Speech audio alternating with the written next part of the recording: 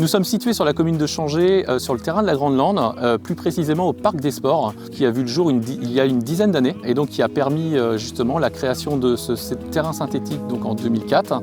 Le terrain synthétique a été changé dernièrement, tout simplement parce qu'il était complètement usé et il était urgent de pouvoir répondre à cette problématique et à redonner une forme de qualité pour que la pratique football puisse se faire en toute sécurité.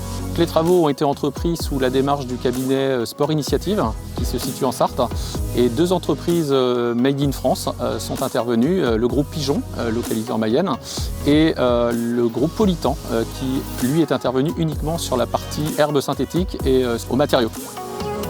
C'est un investissement important puisque nous sommes sur un montant de 490 000 €. Nous avons pu bénéficier d'une dotation de l'État de 30 000 € et on a également sollicité une subvention auprès de la Fédération française de football dans le cadre de l'aide à l'accompagnement des dispositifs du foot amateur. Pour l'instant, nous n'avons pas encore de réponse, mais on espère bénéficier d'une subvention même petite. L'utilisation, elle est globalement quasi annuelle, plus particulièrement pour les périodes plus automnales, on va dire, et hivernales. C'est le côté pratique et c'est ce qui fait aussi probablement la force du club de Changé aujourd'hui, c'est-à-dire qu'il peut être utilisé quasiment 24 heures sur 24, 7 jours sur 7, ce qui permet une rotation très importante de tous les pratiquants, du jeune footballeur de 5 ans aux plus anciens, aux vétérans. Ça permet vraiment un turnover et une utilisation multiple qui fait que derrière, le club de Changé dispose d'une multitude de créneaux pour pouvoir se développer.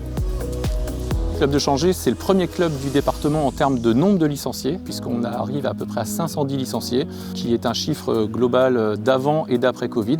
Changé est dans les 2 meilleurs clubs du département. Depuis 2004, nous avions déjà eu une première création de terrain synthétique.